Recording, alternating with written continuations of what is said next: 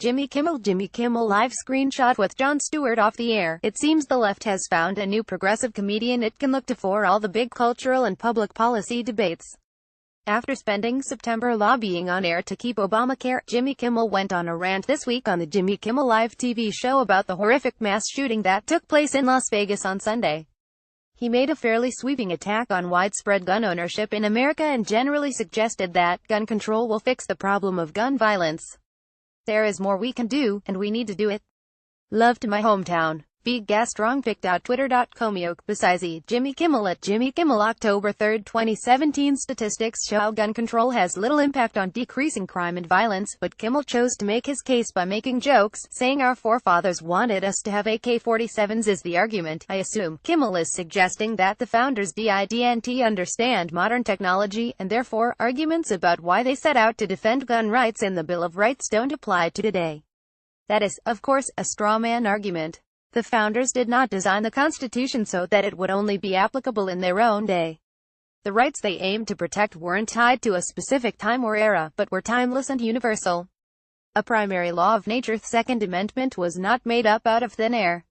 The founders saw it as a legal expression of a citizen's natural right to self-defense and preservation, and his ability to resist governmental tyranny. William Blackstone, a legal theorist who had an enormous influence on the founders, wrote, "Self-defense, as it is justly called the primary law of nature, so it is not, neither can it be in fact, taken away by the law of society. Self-defense is among the God-given rights that the Declaration of Independence refers to.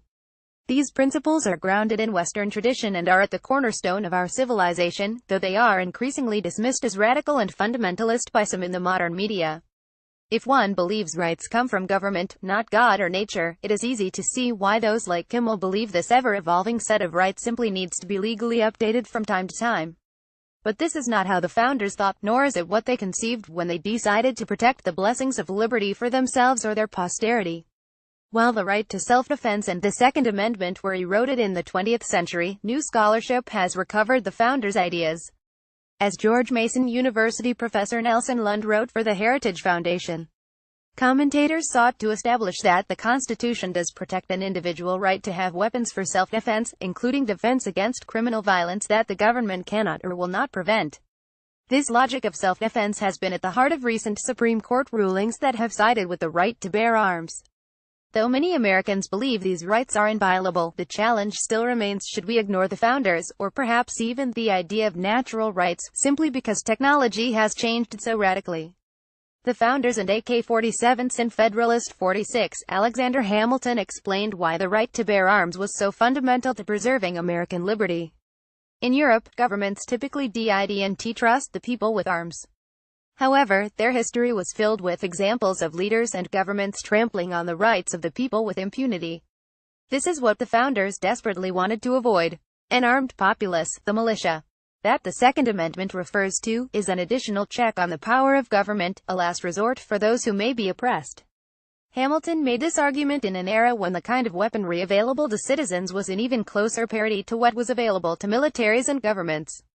As National Review's David French perfectly wrote, the musket was the principal weapon of armed conflict in the 18th century. An American leaving his home with a musket was on par with a member of the Continental Line. Not so with an American who possesses any number of AR-15s or AK-47s. The contemporary gap between civilians and the military is vast and growing. The advancement of weapon technology would not likely have surprised the founders, who after all lived in an era of remarkable innovation.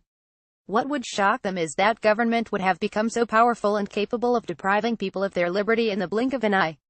This is exactly what gun rights advocates fear and what they believe is behind the gun control movement. Neither safe nor free facts of the Las Vegas massacre are still muddy, but it's clear the shooter was not stopped by current gun laws heavily restricting automatic weapons, which he may have used, nor would proposed common-sense laws like cracking down on suppressors have made a difference. While gun control activists jump on every shooting incident to push their agenda, the facts and opinions of the American people remain hardened against them. When the American people, for instance, heard former President Barack Obama praise Australia's gun control laws, this led to the logical conclusion that the real end goal is confiscation. After a mass shooting in 1996, Australia implemented widespread gun control and confiscation measures. The number of guns taken in these mandatory buyback programs is estimated to be around 650,000 to 1 million. To create a similar policy to Australia, the U.S. government would have to pluck over 100 million firearms from American citizens. In some ways, Australia-style confiscation is the only logical place for the gun control argument to end if the idea is to make sure nobody ever dies from firearm usage. That goal is folly. It must be noted that, in order to sweep in and confiscate weapons en masse, the government would be taking on precisely the kind of power the founders feared and wanted to protect themselves and future generations against. Statistics on guns and gun crime have demonstrated very little to show for gun control laws. And Americans are simply unwilling to surrender their God-given rights based on dubious claims that the government can make us perfectly safe from evildoers. In the end, large numbers of Americans believe increasingly stringent gun laws will make us neither safe nor free. So, while those on the left, like Kimmel, make passionate pleas for this country to do something, like pass gun control to stop violence, few besides the already converted are going to buy it. Jarrett Stepman is an editor for the Daily Signal. Editors note this piece was originally published by the Daily Signal.